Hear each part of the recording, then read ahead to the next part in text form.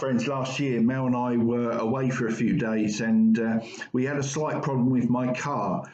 We felt that the battery was draining rather too quickly. And so when we got to the place that we were staying, we contacted the AA and they sent an engineer out. And whilst he was looking at our car, I struck up a conversation with him. And one of the things that I discovered was that he gets called out at least once a week to an incident where somebody has put the wrong fuel into their car. And I got thinking about that, and I was thinking about what a common occurrence it is that people put the wrong fuel in their car. And then I was thinking about, what do we put in our lives to fuel our lives? And particularly as people who follow Jesus, what sort of things do we feed ourselves with? So often people feed their lives with the wrong sort of fuel.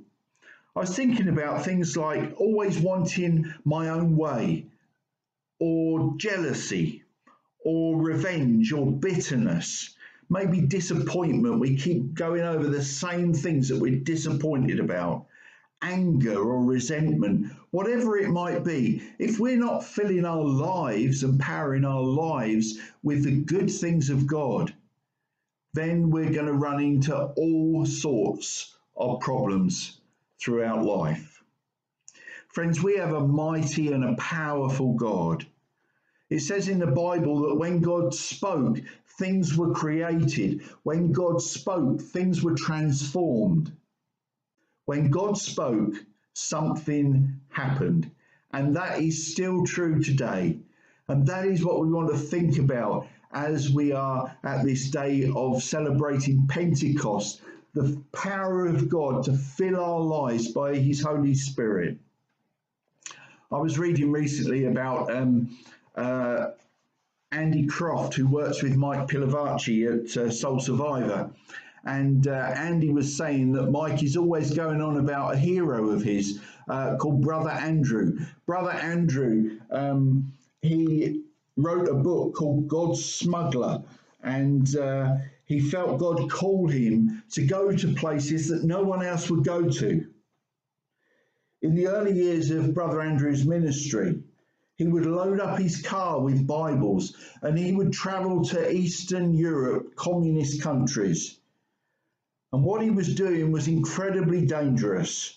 But Brother Andrew would pray, and God would miraculously blind the eyes of the border guards. They would open his car boot where the Bibles were all there to be seen, and Brother Andrew would be waved through.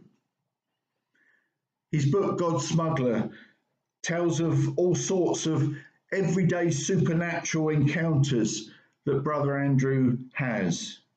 How God helped his car to keep going without any fuel in it on one occasion. How he recognized another believer in the spirit as he passed him in the street. He saw miraculous answers to prayers. It sounds crazy, doesn't it? But his life, Brother Andrew's life, has been full of God's power.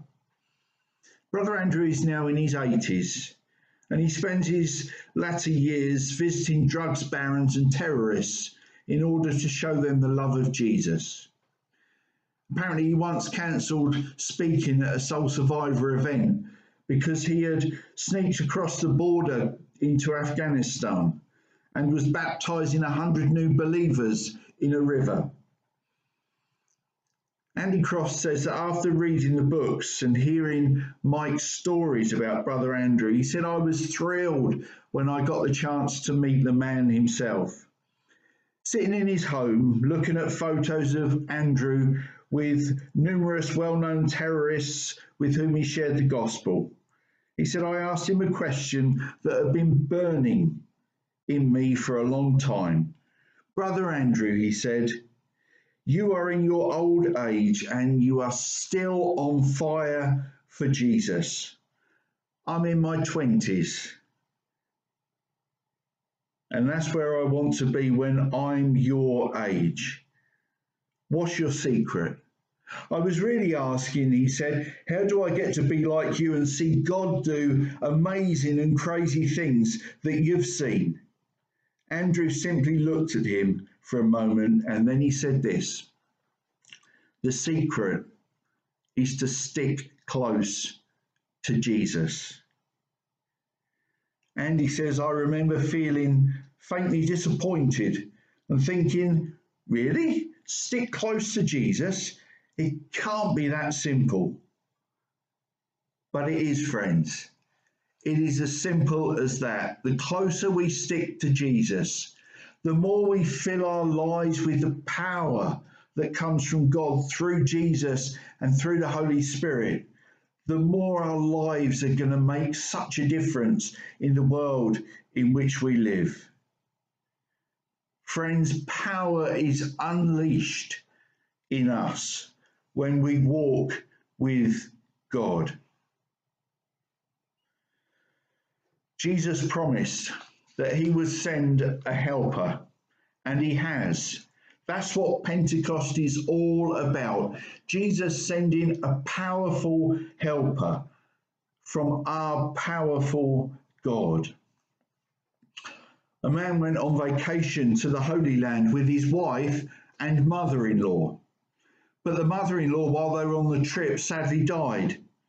They go to the undertaker, who explains that they can either ship the body home, but he said it will cost you over £5,000 to just do that. Whereas you can bury her in the Holy Land for only £150. The man says straight away, we'll ship her home. The undertaker says, are you sure? That's an awful big expense, and we can do a very nice burial here. To which the man says, look, 2,000 years ago, they buried a guy here, and 3 days later, he had risen from the dead. I just cannot take that chance. Friends, the same power, the Bible tells us, that raised Jesus from the dead is alive in us if we want it to be. That means that you and I can do amazing things.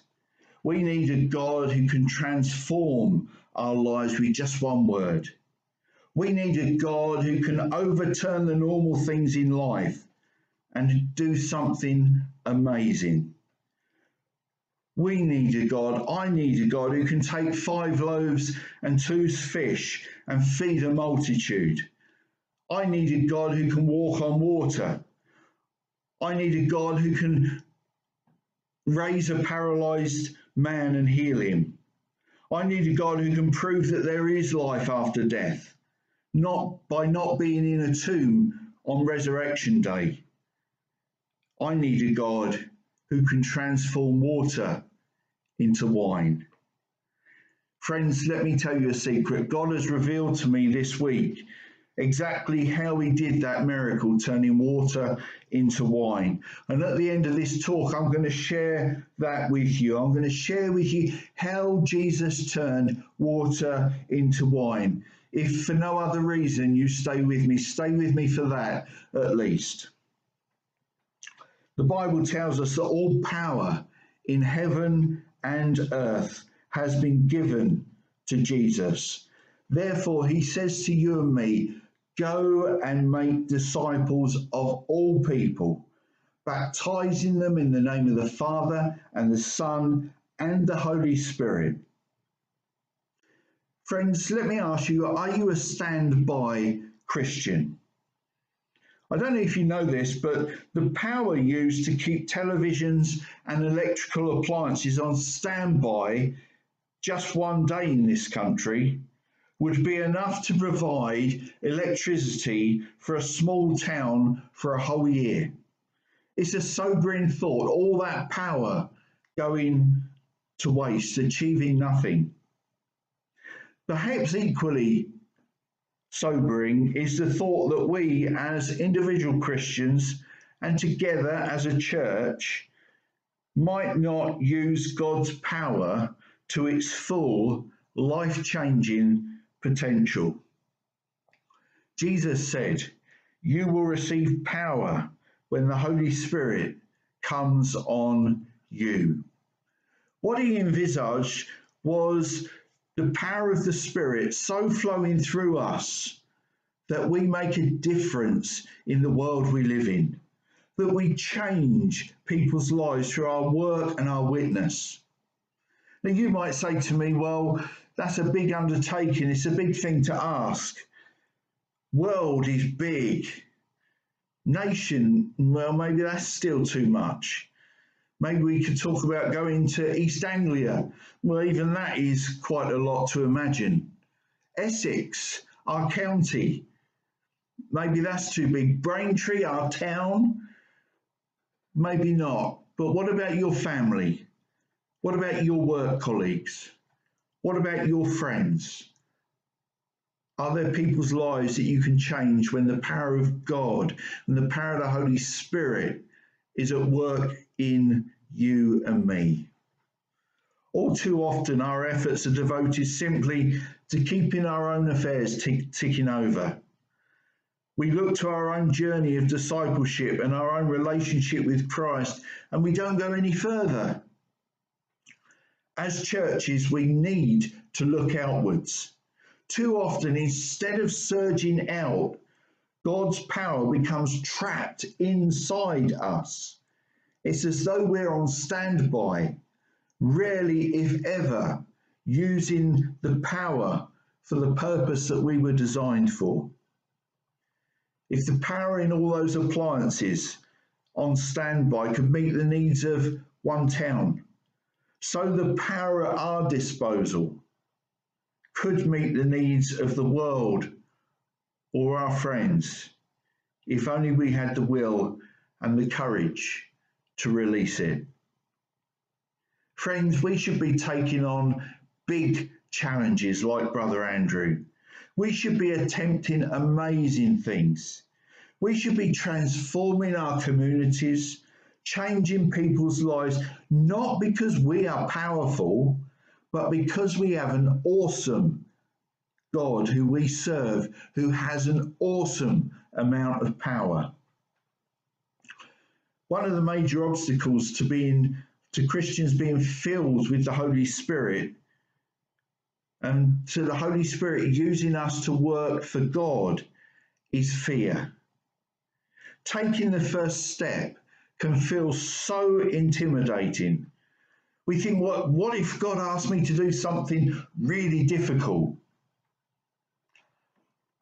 Another story from Mike Pilavacci. He says this. He was at an event where he was leading from the front with a colleague, and a woman came forward to be prayed for, and immediately he said, I had this thought come into my mind of a word that I needed to share with her. The word was skubala, and he said, it is a Greek word, and it is the word excrement. He said, I had spoken to this woman earlier in the evening, and I knew that she spent time in Greece, but I didn't know anything else about her.